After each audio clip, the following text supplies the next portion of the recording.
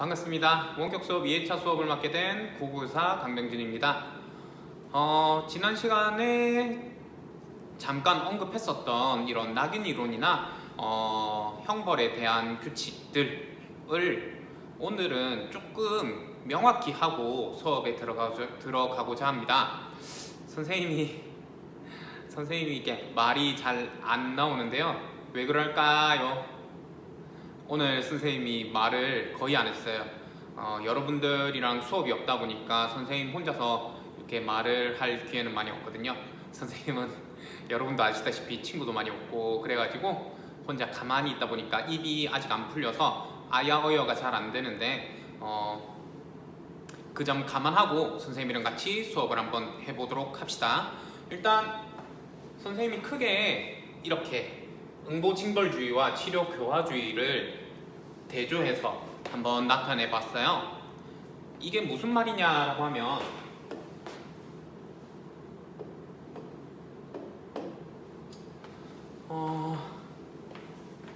적어도 17세기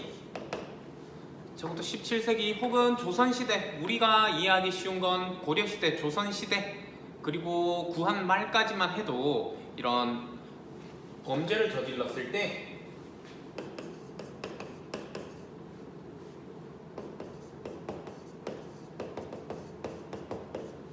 범법행위를 하거나 범죄를 저질렀거나 혹은 남에게 피해를 입혔을 때는 받은 만큼 돌려준다. 그리고 다시는 그런 짓을 하지 못하게끔 처벌하겠다라는 그런 주의가 상당히 강했어요. 그렇기 때문에 장발장 아시죠? 장발장은 이렇게 빵밖에 안 훔치고 뭐 조금밖에 훔치지 않았지만 엄청나게 오래 감옥에 투옥되죠. 그 이유가 받은 만큼 돌려주겠다. 그리고 넌 다시는 그런 일을 하지 못하게끔 하겠다라는 벌을 주는 형식이 상당히 강했거든요. 그렇기 때문에 장발장 같은 경우에는 절도가 살아남기 위한 절도였겠지만 그 절도의 행위가 계속적으로 반복되어서 그렇기 때문에 넌 벌을 줘도 또 했구나. 다시는 도둑질을 하지 못하게끔 만들어 줄게 라고 해서 가혹하게, 어떻게 보면 정말 가혹하게 징역형을 살게 된 거거든요. 근데 이렇게 하다 보니까 이런 사람의 천부인권이 상당히 많이 무시되고 이런 사람이라는 존재 자체에 대한 인권이 바닥이 되는 거예요. 그러다 보니까 우리의 개인 존중, 인간 존중의 시대가 오는 21세기에 다다라서 20세기부터 좀 사회권을 챙기기 시작했어요. 이런 산업혁명 시대를 거쳐감에 따라서 공장 노동자들이 이렇게 기계처럼 사업주의 배를 불리기 위한 기계처럼 일을 하게 되고, 그렇기 때문에 사업주만 배부르고 사업주 밑에서 일하는 노동자들은 상당히 힘들고 사람 대접 못 받고 인간 대접 못 받았던 시기가 있었거든요. 우리나라로 치면 1960년도부터 1980년도까지요. 1980년도까지 우리나라는 이렇게 마치 기계의 소모품인 양 인간을 취급하고 인간에 대해서 좀 가치를 상당히 낮게 두고 생명이나 목숨에 대해서 이런 큰 가치를 두지 못했어요.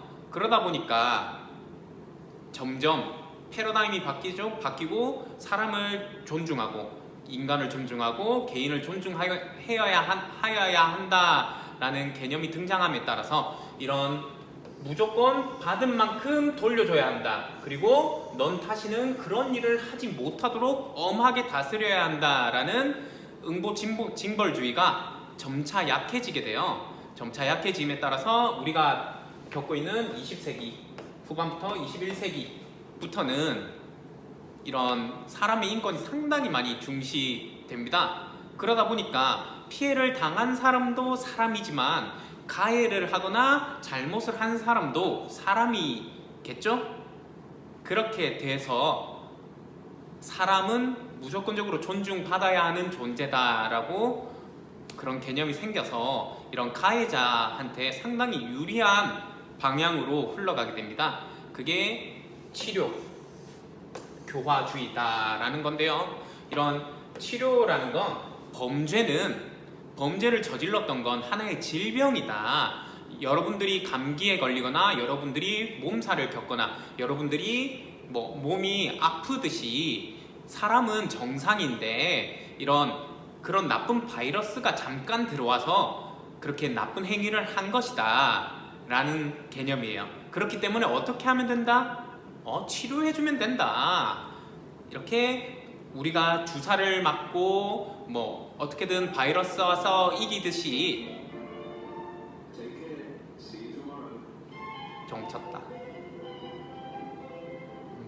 어쨌든 싸워 이기듯이 범죄도 이런 범죄 바이러스를 제거해주면 된다. 범죄 바이러스를 제거해주면 되는 일이지 꼭 똑같이 복수해야 되고 똑같이 행해야 되고 그 행위를 다시 못하도록 벌해야 하는 건 아니다. 그냥 그런 바이러스가 있으면 치료를 해주면 된다. 그럼 어떻게 치료할 것이냐?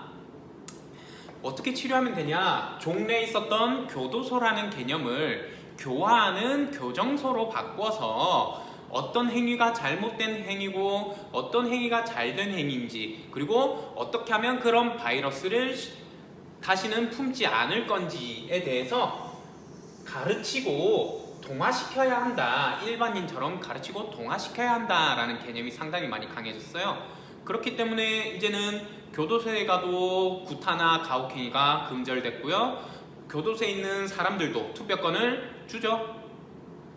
일정 부분 투표권을 행할 수 있는 천부인권적인 부분은 전부 다 제시해줍니다. 천부인권이 뭐냐고 여러분들이 좀 궁금해 하실 건데요. 하늘로부터 받은 인권이다 라고 해서 절대 인간이나 개인으로서 통제할 수 없는 권한을 얘기합니다. 고유의 특징인데요. 이런 개인의 자유권, 평등권, 뭐 이 정도로 보면 되겠네요.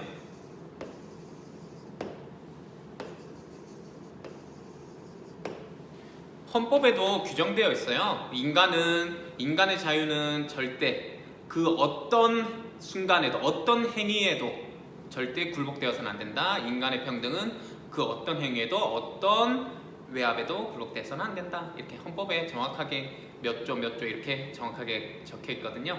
그래서 이 자유권과 평등권은 이런 법률로서 제한할 수 있지만 그 본래적 가치를 훼손시키거나 억압할 수는 없도록 규정되어 있습니다. 우리나라 최고법인 헌법인 거 아시죠? 우리나라 최고법인 헌법에도 규정되어 있지만 헌법이 없었더라도 이미 천부인권은 규정되어 있는 거랑 마찬가지예요. 이걸 우리는 자연권이라고도 부릅니다. 자연적으로 생겼다. 그리고 이런 인위적으로는 훼손할 수 없는 권리다라고 해서 이런 것들을 우리는 자연권이라고 부릅니다. 선생님이 이런 얘기를 왜 하느냐? 참 여러 가지 여러분들은 굳이 응보징벌주의, 치료교화주의 어떤 게 더 맞는 것 같나요? 각 주의마다, 각 패러다임마다 장점이 뚜렷하게 있습니다. 그리고 각 패러다임마다 단점도 뚜렷하게 있고요. 장점부터 얘기할까요? 단점부터 얘기할까요? 단점부터 얘기해볼까요?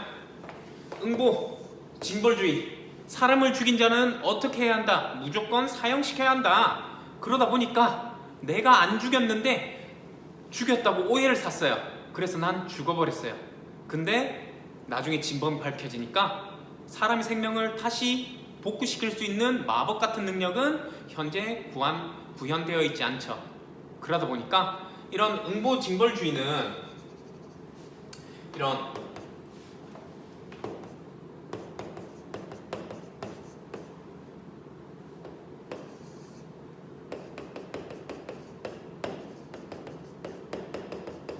사람의 권리 훼손이 너무 심하게 되는 거예요. 그래서 인권 훼손이라고 그러죠. 내가 사람을 실수로 죽여도 넌 죽어야 하고, 내가 사람을 어쩔 수 없이 뭐 그런 경우 있었잖아요. 예전에는 이런 가정폭력이나 이런 것들이 상당히 심했었잖아요. 그래서 막 남편이 막 때려서 어쩔 수 없이 저항하다가 와이프가 이렇게 남편을 살해하게 된 경우, 예전 같은 응보징벌주의에서는 와이프 결과론적으로 너 사람 죽였잖아. 그럼 너도 죽어야지 해서 사형이 나왔거든요. 그렇지만 현대로 넘어오니까 어떻게 됐어요? 치료 교화주의로 넘어오다 보니까 당신은 어쩔 수 없는 상황이었군요. 당신은 죽이려는 의사가 있었던 게 아니라 그런 상황, 급박한 상황에서 어쩔 수 없이 죽였군요. 그러면 그 급박한 상황을 해결해드리면 되겠네요. 그 급박한 상황에 바이러스를 치료해드리면 되겠네요. 그리고 그런 상황에서라도 더 좋은 합리적인 선택을 하실 수 있도록 저희가 도와드릴게요 라는 개념이 등장하게 된 거죠. 그랬을 때는 이게 참 좋은 행위고요. 이렇게 사람의 권리랑 인격 모독이나 사람의 권리 훼손이 너무 심각했었거든요. 특히 사람의 목숨은 하나밖에 없는데 그 목숨을 훼손했을 경우 되돌릴 수 없다라는 것도 한몫 톡톡했고요. 그래서 응보징벌주의일 때는 사형제가 상당히 많이 이루어졌다면 지금 치료교화주의로 옴에 따라서 거의 사형 선고를 받더라도 사형이 안 되죠. 거의 안 이루어지고 있습니다. 실제 집행이 잘 안 되고 있는 거죠. 자, 그렇다면 치료교화주의가 짱이냐? 그것도 아니라는 거죠. 치료교화주의의 단점은 뭘까요? 바로 와닿게 해드릴까요? 치료교화주의의 단점은 조두순과 같은 뭐라고 해야 되나요? 사람이 아닌 사람이라고 해야 되나요? 너무 가해자도 사람이라는 인식이 강하다 보니까 피해자의 인권보다 가해자의 인권이 더 상대적으로 보호받는 현실이 와버린다는 거죠. 연쇄살인범 혹은 조두순과 같이 진짜 인간으로선 행할 수 없는 행위를 한 사람들마저도 그 바이러스를 치료하고 그렇게 교화되었다는 순간 사회로 풀린다는 거죠. 당신은 치료가 되었고 교화가 되었습니다 라고 해서 사회로 돌아가게끔 하는데 과연 그 사람들이 됐을까요? 혹은 이렇게 교화되고 치료의 목적이 충분했을까요? 그렇게 충분했다고 쳐도 그렇게 피해받은 피해자들의 아픔과 슬픔, 그런 피해자들의 고통은 그럼 누가 책임지나요? 그 부분에 있어서 상당한 문제가 생기죠. 만약에 선생님의 친한 사람이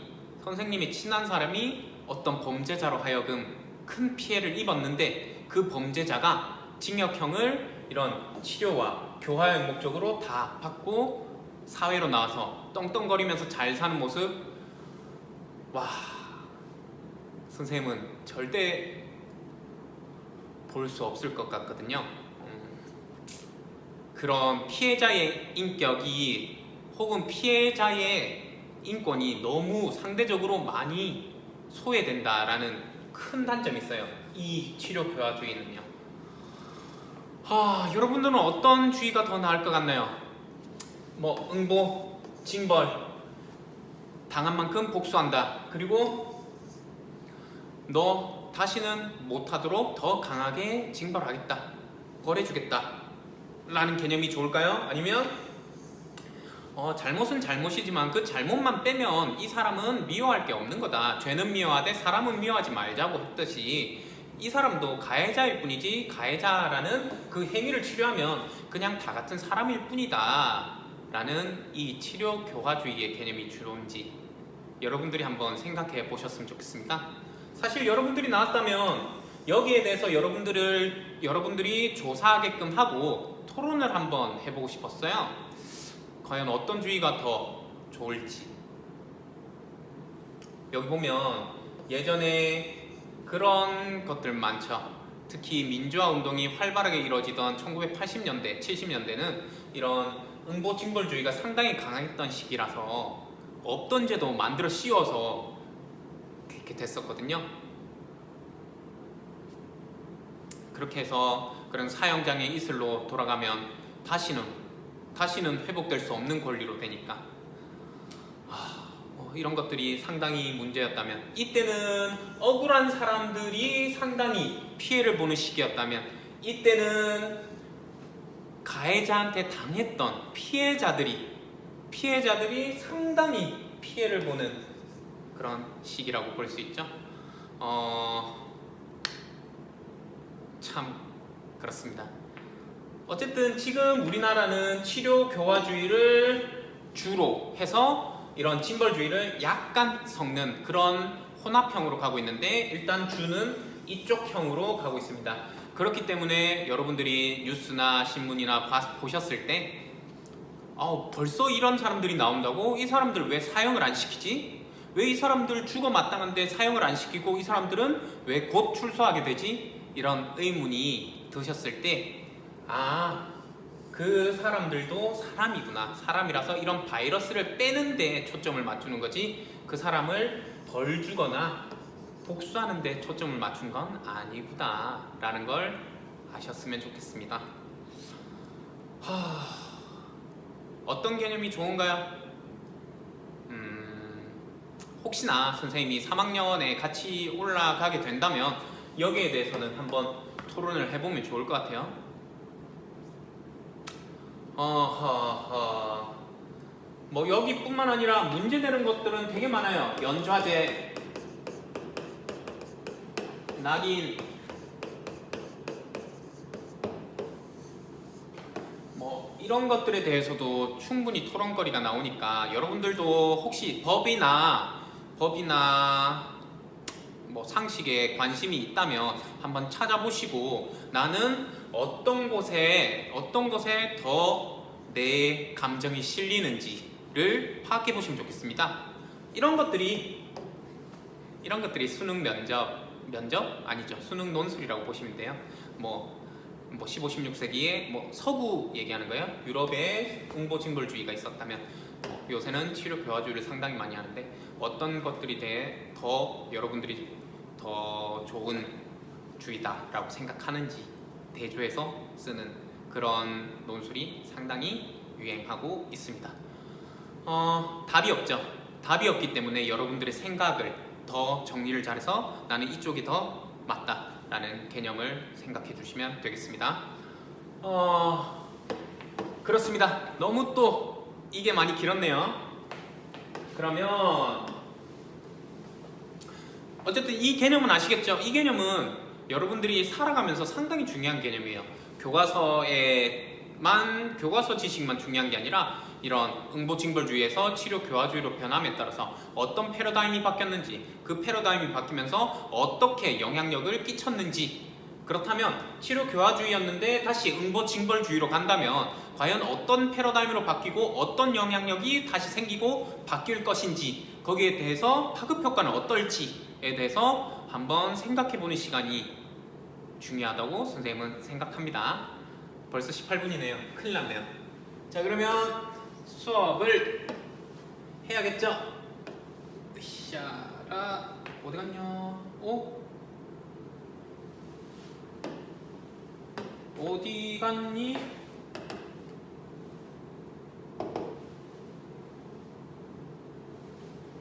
켜놨는데 사라졌네요. 자,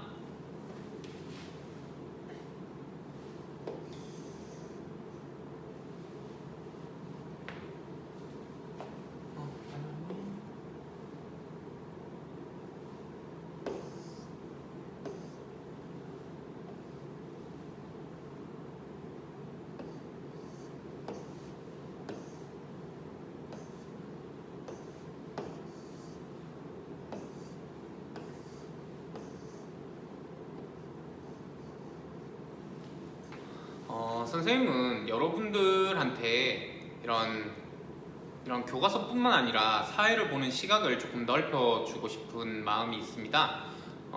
교과서의 지식도 상당히 중요하지만 교과서의 지식을 토대로 여러분들이 직접 경험해야 하는 세계 혹은 경험해야 하는 현실에 대해서 이 교과서의 지식을 어떻게 활용할 것인가에 대해서 많이 알려주고 싶거든요.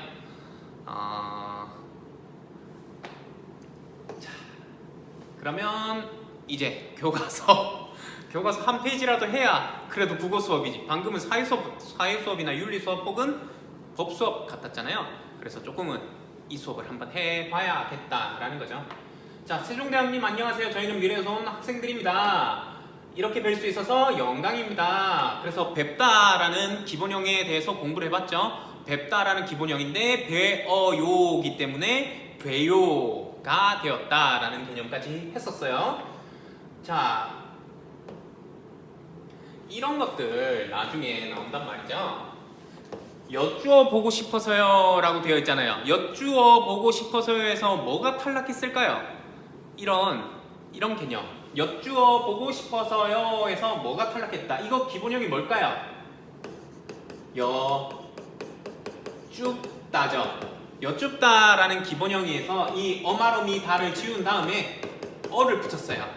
여쭈 연결어미 어를 붙였는데 여쭈어가 되어야 하는데 비읍 어디 있어요? 비읍 없죠? 비읍이 없어진 건 비읍이 탈락되었다라는 개념을 이해하시면 참 좋겠습니다. 그러면 아름다워에서도 어떤 개념이 탈락했을 것이다. 기본형이 뭐다?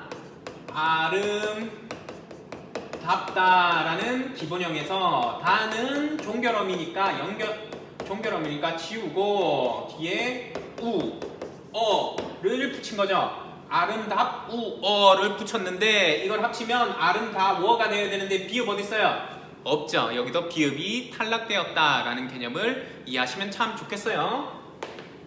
안 된다. 오늘 한 페이지라도 해야 된다. 자, 짝짝짝짝짝. 자, 그런데 세종대왕님, 한나라의 군주가 직접 글자를 만든 것은 특별한 경우라고 하던데 세종대왕님께서 한글을 만드신 까닭은 무엇인가요? 야, 세종대왕님이 진짜 어마어마한 업적을 이루신 거죠? 선생님이 이 시기에 되게 유교 사상이 상당히 강하던 시기라고 말씀드렸죠. 물론 15세기는 그나마 그런 유교 사상에서 조금은 자유로웠던, 과학을 진보시키고 조금은 더 현실적인 정책을 많이 펼쳤던 시기이긴 하지만 그 뿌리 근본이 유교였다라는 건 변치 않는 사실인데요. 이 유교 사상에서 가장 핵심적인 건 효입니다. 뿌리를 찾는 거죠. 그래서 이 개념이 조금 조선시대에는 이 개념을 꼭 이해하시면 돼요. 절대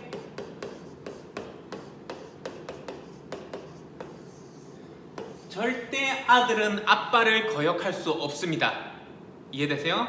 절대 아들은 아빠를 거역할 수 없는 게 유교 사상이에요. 그러면 이걸 바꿔보면 학생은 누굴 거역 못한다? 절대 학생은 교사를 절대 거역할 수 없고요. 아내는 남편을 절대 거역할 수 없고요. 그렇게 치면 조선은 이제 나라를 갔어요. 조선은 누구를 거역할 수 없을까요? 조선은 그 당대 그 시기였던 당인이 명이다. 조선은 명을 절대 거역해서는 안 되는 시기였거든요. 이해되세요? 조선은 아들이요, 명은 아버지다 라는 개념이 성립하던 시기인데 세종대왕이 얼마나 미친 짓을 한 건지 여러분들 지금 감이 오시나요? 세종대왕은 이걸, 그래서 신하는 누구를 부정할 수 없고 누구를 거역할 수 없어요. 신하는 왕을 거역할 수 없거나 부정할 수 없다라는 개념이 이 유교 사상입니다. 지배구조가 확실하는 개념이죠. 근데 세종대왕이 어떤 미친 짓을 했냐? 명을 아버지로 생각 안 한 거죠. 이거 엄청나게 위험한 짓이에요. 조선에서 자기 글자를 만들었어요. 왜? 명에 글자 없어서 자기 글자를 만든 건가요? 아니죠. 명에는 뚜렷하게 자기 글자가 있었죠. 아버지의 글을 아들이 그대로 읽는 게 합리적인 유교 사관이죠. 그런데 어떻게 했어요? 아버지 미안해요. 아버지 글 조금 구려요. 내가 새로 만들게요. 이렇게 하면 돼요, 안 돼요? 절대 안 되고 정말 미친 짓이고 정말 이건 그 근간 사상 뿌리를 전부 다 흔드는 개념이어서 이때 아마 잘 생각해보면 집현전 학자들이 꾸준히 롱런하면서 벼슬길에 있는 사람이 많이 없어요. 이해되세요? 이게 상당히 위험한 작업이고 이게 말도 안 되는 작업이지. 진짜 진짜 생각할 수도 없는 쿠데타거든요. 이 개념이 엄청나게 중요하다라는 말씀 해드리고 싶어요. 그렇기 때문에 이 훈민정음, 이 한글이라는 글자를 굳이 세종대왕이 만들지 않았다라고 말해도 결국엔 누가 인정해줬기 때문에 이 한글이 존재할 수 있었다. 세종대왕이 무조건 승인했기 때문에 이게 존재할 수 있는 거야. 그렇기 때문에 이건 그냥 세종대왕이 만들었나 보다 라고 확신하는 것이기도 하고요. 왜냐? 감히 신하 따위가 명나라를 거부한다? 감히 신하가 왕을 거치지도 않고 명나라를 거부한다? 이 개념이 절대 성립할 수 없는 개념이기 때문이죠. 그렇기 때문에 이 글자를 신하가 만들었다 손 치더라도 절대적으로 세종대왕이 무조건적으로 허가해주고 허락해주고 이끌어 주었을 것이다 라는 게 핵심이 되겠습니다. 유교 사상에선 절대 일어날 수 없는 강상의 죄를 범한 거예요. 강상죄라는 거 아시죠? 모르시면 좀 찾아보세요. 자, 그래서 이 개념부터 정말 세종대왕님한테 눈물의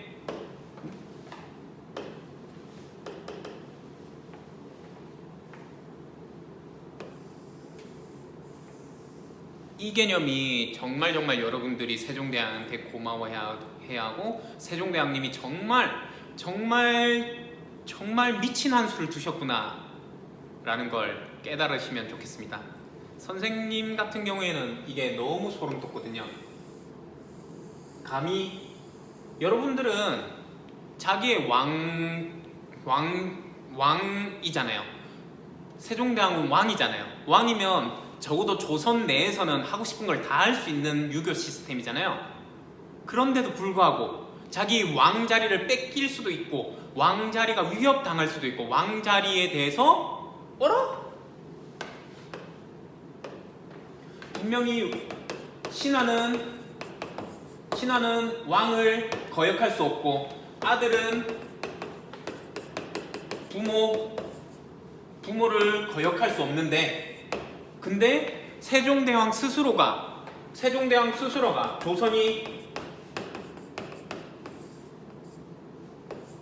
아들의 나라 조선이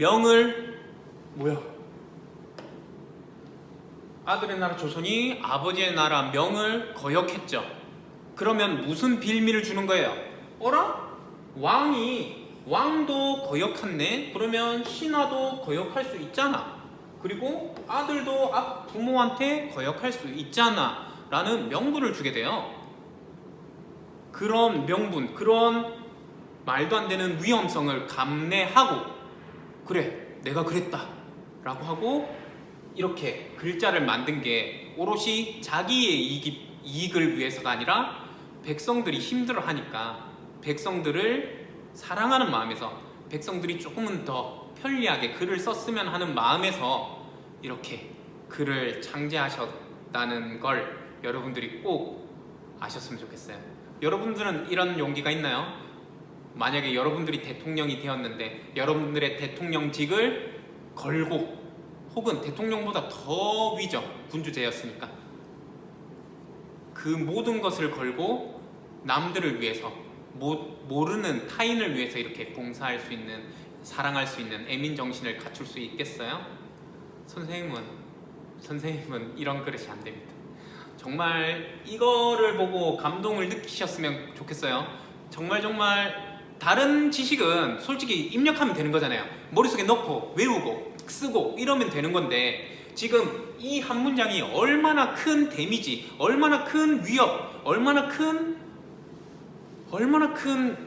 그런 것들을 감수했는지 그 감수하면서 자기 이익은 하나도 취하지 않으면서 오히려 모든 백성들을 사랑하는 마음으로 이런 위험성을 감내했는지를 꼭 여러분들이 아시면 좋겠습니다.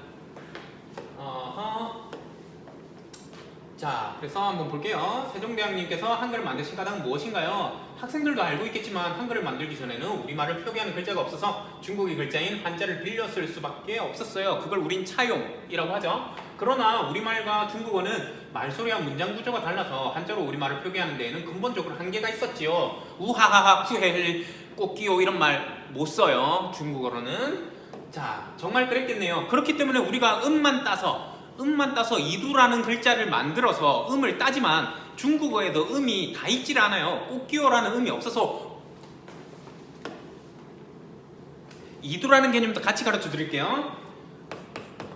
우리가 지금 쓰는 다기우는 꽃기호라는 소리를 낼 수가 없어서 중국어로 찾지도 못하기 때문에 이두라는 음만 떼어 따오는 향찰이라는 의미를 가진 음을 따오는 행위를 시작하게 됩니다. 그래서 제일 비슷하게 뭐 곡, 기, 오라는 한자를 따오기 시작해요. 곡, 기, 오라는 음만 읽는 한자어를 따서 이걸 우리는 다구른 소리다라고 표현하기 시작합니다. 그게 이두예요. 그런데 곡기호랑 꽃기호랑 같아요, 달라요? 정확하게는 따라올 수 없다라는 거죠. 왜냐? 중국어에도 음이 빈 공간이 있기 때문이죠. 이해되세요? 그렇기 때문에 우리의 생각을 자유롭게 표현하기가 상당히 어렵다라는 거죠. 그리고 이런 한자어를 많이 알아야 이두나 이런 차용이 쉽게 되는데 일반 백성들은 한자 자체를 몰라요. 한자 자체를 모르기 때문에 자신의 생각이나 느낌을 절대 표현할 수가 없는 시대였다라는 거죠. 그래서 만들게 되었다. 소름 돋아요. 자, 더욱이 한자는 글자 수가 수만 자에 이르잖아요. 이를 모두 익히는 것도 쉽지 않았겠어요. 그렇지요. 양반이 아니고서야 그 어려운 한자를 배울 기회가 없었지요. 특히 가난한 일반 백성은 온종일 일하느라 한자를 배울 시간조차 낼 수 없었어요. 그러다 보니 백성 대부분이 글을 읽지 못했고 그 때문에 억울한 일을 당하는 적도 많았어요. 자, 마지막으로 좀 공부하고 가겠습니다. 예전에는 신문고 제도라는 게 있었어요. 태종 때 생긴 건데요. 억울하면 관청에 가서 북을 쳐라. 북을 치면 내가 들어주겠노라 라는 신문고 제도가 있었는데 그 신문고 제도가 하도 북을 때려 사니까 지방 관리들이 귀찮아서 안 하기 시작합니다. 그러면 어떻게 해야 되냐? 백성들이 글을 써서 이런 문서로 제출을 해야 되는데 문서를 제출하게끔 했는데 백성 중에 글을 아는 사람이 있어요, 없어요? 없다는 거죠. 그리고 그 백성들이 억울함을 풀어주고자 백성들이 글을 맡겼는데 그 글을 맡긴 사람이 돈을 받고 글을 엉뚱하게 써줘서 피해자가 가해자도 둔갑되는 그런 현실이 비일비재하게 일어나게 됩니다. 그런 현상을 도저히 지켜볼 수 없는 세종대왕님께서 안 되겠다. 모두가 사용하고 모두가 알 수 있고 이런 심지어 여기서 남존여비라는 개념도 없어지기 시작돼요. 여자분들도 충분히 알 수 있는 공부를 전혀 작게만 해도 충분히 알 수 있는 새로운 글을 만들어 보자 라는 개념으로 한글을 만들게 되십니다. 이렇게 정말 뛰어나고 정말 선생님 같은 경우에는 이런 리스크를 안고 과연 해줄 수 있는지에 대해서 한 번은 나를 되돌아보게 하는 그런 세종대왕님의 이런 큰 그릇, 큰 마음씨를 한번 같이 공부해 보았습니다. 한 페이지밖에 안 했다만 오늘 수업에서는 얻어가야 할 게 많은 것 같아요. 이런 세종대왕님께서 어떤 부분에 있어서 리스크를 감당하셨는지, 그리고 이 리스크를 감당하면서도 자기 이득을 취한 게 아니라 어떻게 백성들에게 이 이득을 돌려주려고 했던 건지, 이런 거에 의해서 과연 어떤 그 이후로 어떤 도전을 받게 되고 어떤 파급 효과가 일어나게 되는지에 대해서 또 한번 찾아보시고 생각해 보시면 좋겠습니다. 그러면 수업 듣느라 고생 많으셨습니다. 그럼 안녕.